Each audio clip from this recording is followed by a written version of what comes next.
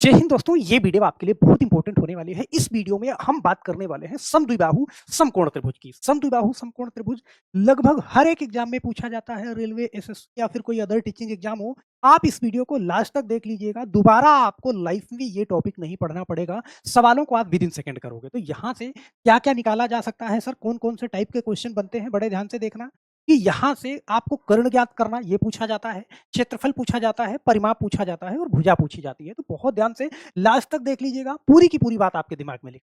चलिए फटाफट से हम वीडियो की शुरुआत करते हैं और सबसे पहले हम समद्विबाहु समकोण त्रिभुज को समझते हैं। तो यहाँ पे बहुत ध्यान से देखना कि समकोण त्रिभुज का जिक्र हुआ है, इसका मतलब कि इसके अंदर एक कोण 90 अंश का होगा। दूसरी बात आई है समद्विबाहु। समद्विबाहु का मतलब कि सम का मतलब बराबर, द्विबाहु का मतलब दो भुजाएं। अगर दो भुजा बराबर भी होगी और इसके अंदर 90 अंश का कोण भी बनेगा, तो यहाँ पे मान लीजिए मैंने एक समकोण त्रिभुज बनाया, यहाँ पे इसके अंदर 90 अंश का कोण बनेगा। यहाँ पे इस चीज को ध्यान देना, तो ये 90 डिग्री का कोण बन रहा है, लेकिन कह रहा है समद्विबाहु। समद्विबाहु का मतलब इसकी दो भुजाएं क्या हैं, बराबर हैं। हम जानते हैं नीचे वाली भुजा हमारी होती है आधार और ऊपर वाली भुजा होती है क्या, तो ये भुजा आधार हो गई, ये लंब हो गई। पिछली वीडियो में मैंने समकोण त्रिभुज में बहुत अच्छे से आपको समझाया है। वीडियो नहीं देखी है, चैनल के प्लेलिस्ट में पड़ा है, जाकर के आप जरूर देखिएगा। तो नीचे वाली भुजा आधार हो गई, ऊपर वाली लंब हो गई और ये कर्ण, जो सबसे बड़ी भुजा होती है वो कर्ण होती है। तो कर्ण तो सबसे बड़ी होगी, इसका मतलब कि जो लंब है और आधार है ये दोनों बराबर है, और दोनों बराबर है तो हम जानते हैं, मान लेते हैं, हमने इसको 5 मान लिया और ये भी 5 मान लिया, आधार को 5 मान लिया और लंब को भी 5 मान लिया। तो हम जानते हैं कि जो कर्ण का स्क्वायर होता है, ध्यान देना, कर्ण का स्क्वायर होता है वो लंब का स्क्वायर और प्लस आधार का स्क्वायर होता है। भैया देख लेना, पूरी की पूरी बात समझ में आएगी। बस शर्त यही है कि वीडियो के लास्ट तक आपको टिकना पड़ेगा, रटना कुछ नहीं पड़ेगा।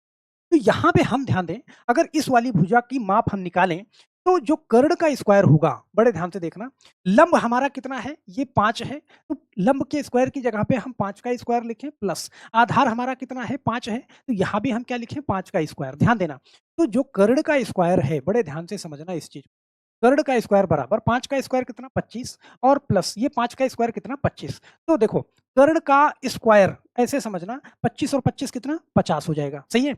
लेकिन यहाँ पे सिर्फ कर्ण बराबर करेंगे, ऐसे ध्यान से समझना। तो ये जो 50 है, ये स्क्वायर इधर वाला स्क्वायर इधर वाली संख्या को रूट में कर देगा, ये हो गया कितना, रूट 50। क्या इतनी बात समझ, और रूट 50 हो गई तो हम जानते हैं 50 का रूट तो निकलेगा नहीं, तो हम इसको गुणनखंड कर सकते हैं। तो यहाँ पे ध्यान देना, जो कर्ण बराबर हम निकालेंगे, इसका गुणनखंड करेंगे, तो हम इसको क्या लिख सकते हैं, हम इसको लिख सकते हैं 5 गुणे 5 गुणे 2, 5 25 दूना 50, सही है। तो यहाँ पे देखो, रूट के अंदर किसी संख्या का जोड़ा बन जाए तो वो बाहर आ जाती है। तो यहाँ पे देखो 5 बाहर आ जाएगा और रूट 2 अंदर रह जाएगा। क्या इतनी बात समझ में आई? तो जो हमारा कर्ण निकला वो क्या निकला, 5 रूट 2। इस बात को ध्यान से समझना। भुजा जब मैंने 5 माना तो कर्ण निकला 5 रूट 2, सही है। तो यहाँ पे अगर मैंने इसमें, यहाँ पे बड़े ध्यान से देखना, अगर यहाँ पे भुजा में ए मान लूं, ध्यान देना, भुजा को ए मान लूं, तो कर्ण क्या निकल जाएगा, ए रूट 2 हो जाएगा। क्या इतनी बात समझ, रटना नहीं पड़ेगा आपको, सही है। अगर भुजा ए है तो कर्ण ए रूट 2 होगा। एक भुजा ए दे रखी है तो आप समद्विबाहु है, तो यहाँ पे लंब और आधार दोनों क्या हो जाएगा, ए हो जाएगा, और ये ए रूट 2 हो जाएगा। मतलब कि अगर कर्ण की बात करेगा, बड़े ध्यान से देखना, कर्ण की बात करेगा तो ये क्या हो जाएगा, ए रूट 2 हो जाएगा। कोई भी सवाल हो उसके अंदर कर्ण पूछेगा तो भुजा रूट 2 हो जाएगा। क्या इतनी बात समझ। अब यहाँ पे दूसरी बात आती है किसकी, क्षेत्रफल की। क्षेत्रफल की, इस बात को समझना बड़े ध्यान से, क्षेत्रफल की। अब क्षेत्रफल का मतलब कि समकोण त्रिभुज के अंदर जो क्षेत्रफल मैंने आपको पढ़ाया था, वो पढ़ाया था क्या, आधार गुणा, ध्यान देना, आधार गुणा लंब और बटा में 2, ये पढ़ाया था। क्या इतनी बात समझ में आ रही है? और यहाँ पे आधार भी ए है और लंब भी ए है, बड़े ध्यान से समझना। तो आधार ए है और लंब भी क्या है, ए है, बटा में 2, तो ये क्या हो जाएगा, ए स्क्वायर बटा 2। क्या इतनी बात समझ में आई? और ये बात समझ में आई तो जब अगर हमसे क्षेत्रफल पूछा जाएगा तो हम क्या कह सकते हैं कि इसका क्षेत्रफल क्या हो जाएगा, इसका क्षेत्रफल हो जाएगा ए स्क्वायर और बटा में 2। मतलब दोनों में से अगर एक भुजा देगा या आधार बताएगा या लंब बताएगा तो उसका स्क्वायर करके बटे पे 2 कर देगा। तीसरी बात आती है किसकी, तीसरी बात आती है परिमाप की। परिमाप की, परिमाप का मतलब हम जानते हैं बाहर बाहर की माप होती है, और बाहर बाहर की माप, तो ये मान लीजिए है कोई, ये त्रिभुज है, तो यहाँ पे ध्यान देना, पहली भुजा ए है, दूसरी भुजा ए है और तीसरी भुजा ए रूट 2 है। क्या इतनी बात समझ पा रहे हैं? तो परिमाप का मतलब तीनों भुजाओं का योग। तो यहाँ पे हम क्या कह सकते हैं, इन दोनों को जोड़ सकते हैं 2a प्लस a रूट 2। ये क्या हो जाएगा, हमारा परिमाप हो जाएगा। तो बहुत ध्यान से लास्ट तक, अभी सवालों के माध्यम से पूरी बात आपको क्लियर हो जाएगी। तो पहला क्वेश्चन हम देखते हैं, यहाँ पे बहुत ध्यान से कह रहा है कि समद्विबाहु समकोण त्रिभुज की लंब या आधार भुजा 7 सेंटीमीटर है, तो कर्ण क्या होगा? सवाल ये आपसे पूछ रहा है ना। अभी मैंने बताया आपको, मान लीजिए ये कोई समद्विबाहु समकोण त्रिभुज है, मतलब कि एक कोण 90 डिग्री का है और समद्विबाहु है, मतलब दो भुजा बराबर है, लंब और आधार दोनों बराबर है। तो यहाँ पे कह रहा है लंब या आधार दोनों में क्या है, 7 सेंटीमीटर, मतलब अगर लंब 7 है तो आधार भी 7 होगा।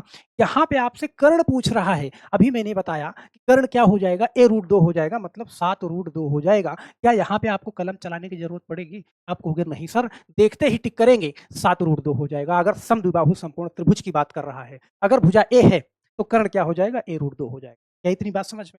चलो एक सवाल और लेते हैं। यहाँ पे इस सवाल को देखना, जरा समद्विबाहु समकोण त्रिभुज की लंब या आधार भुजा 14 सेंटीमीटर है, तो कर्ण क्या होगा?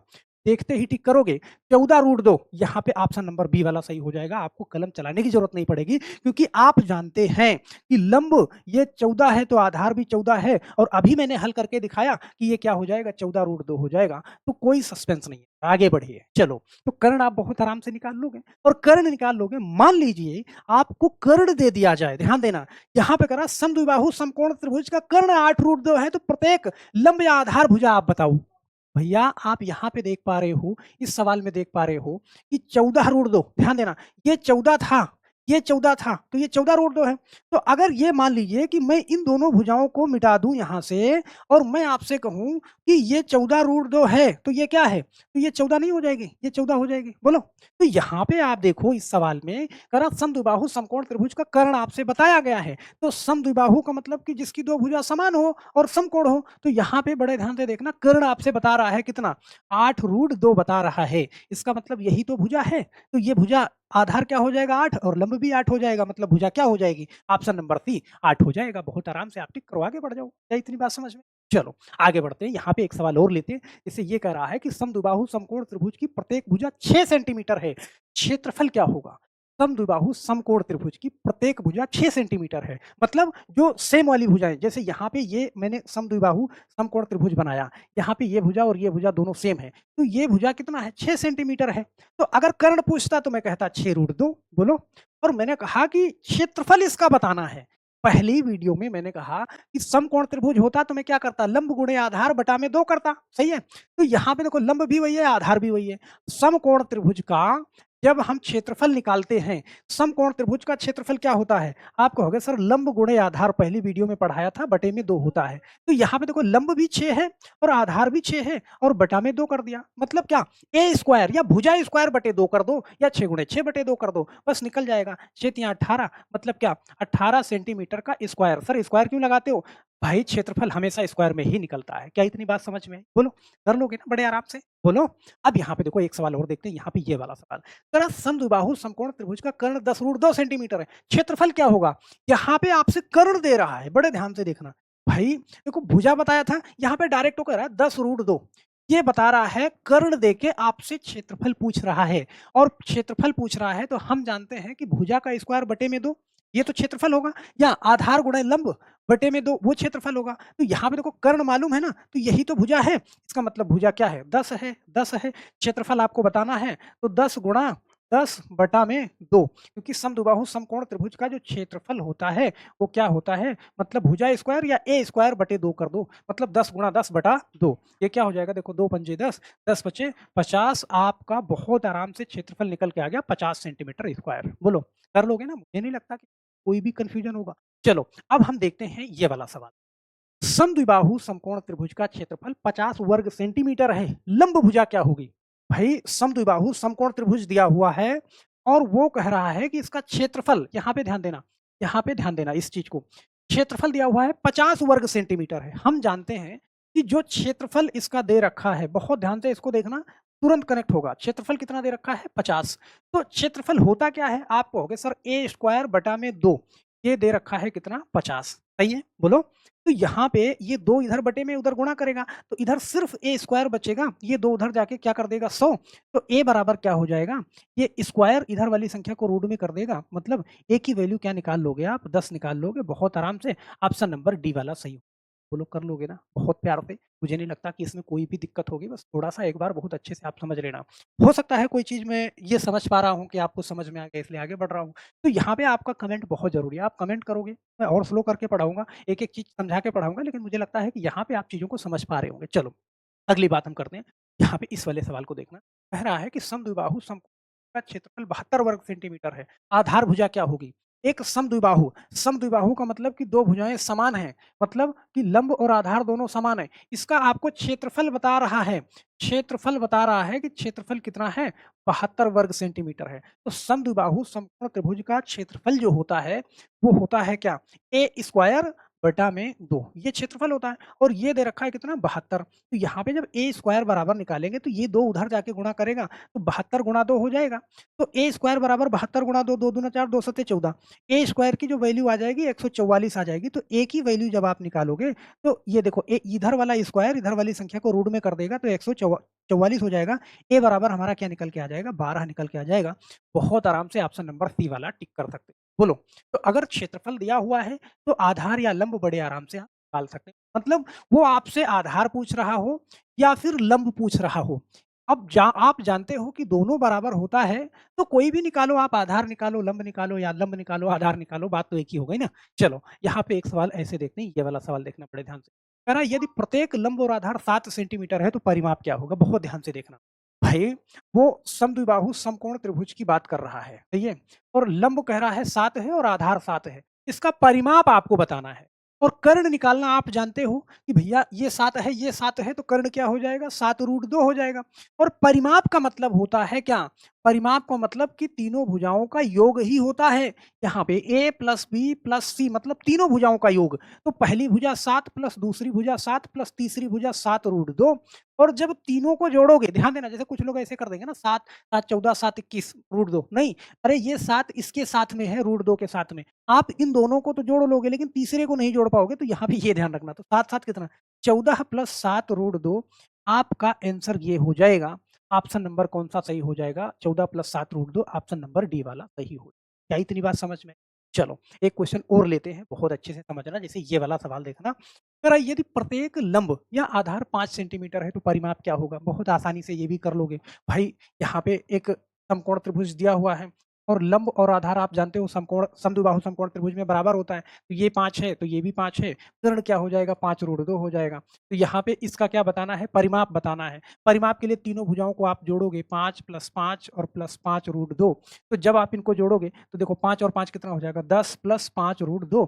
ये आपका आंसर हो जाएगा। ऑप्शन नंबर कौन सा सही हो जाएगा? 10 + 5√2, ऑप्शन नंबर डी वाला। तो हमें आशा है ना बहुत आसानी से आपको समझ में भी आ रहा होगा, और कर भी लेंगे, कभी दोबारा इस टाइप का क्वेश्चन आपको मिलेगा तो। चलो, ये सवाल देखना। तरह समद्विबाहु समकोण त्रिभुज का परिमाप यहाँ पे दे रखा है। भैया, परिमाप दे रखा है। लंब भुजा आपको निकालना है। बहुत ध्यान से देखना। यहाँ पे भाई समद्विबाहु समकोण त्रिभुज ये दे रखा है आपको, सही है? ये दोनों भुजा बराबर, आपको परिमाप दे रखा है। देखो, यहाँ पे आप परिमाप कैसे निकालते थे? ये पहली भुजा, ये दूसरी भुजा, ये तीसरी भुजा, सही है? और ये √2। तो आप ऐसे समझना, ये 5 देख रहे हो ना, ये 5, बोलो। तो ये 5, इसका मतलब ये इसी के बराबर, तो ये है 5, बोलो। देखो, ये 5 था तो ये 5√2 हो गया। मतलब इसके पहले वाली ये भुजा है। तो यहाँ पे बड़े ध्यान से देखना इस वाले सवाल में, कि आपसे कह रहा है कि 12 + 6√2, 12 + 6√2, 12 + 6√2, ये है ना? तो ये यही तो है कि 6 + 6 + 6√2। क्या इतनी बात समझ में आ रही है?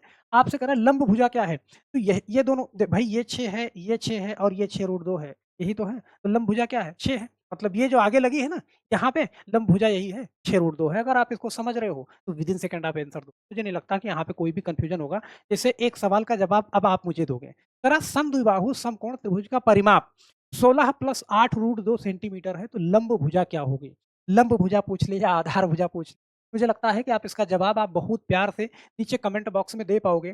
4 ऑप्शन है, 4 सेंटीमीटर, 6 सेंटीमीटर, 5 सेंटीमीटर, 8 सेंटीमीटर। आप इसका जवाब दीजिएगा तो अपना आंसर और उसके साथ में नाम ज़रूर लिखिएगा, क्योंकि अगली वीडियो में आपका आंसर और आपका नाम, आपका कमेंट आपके सामने होगा। तो हम आशा करते हैं मेरे दोस्त, समद्विबाहु समकोण त्रिभुज को आप बहुत अच्छे से समझ चुके होंगे। दोबारा से कभी भी ऐसा क्वेश्चन आपको मिलेगा तो ये गलत नहीं होगा।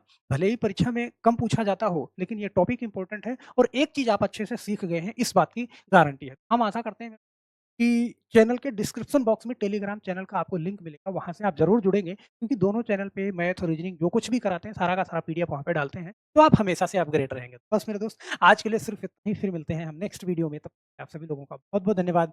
जय हिंद।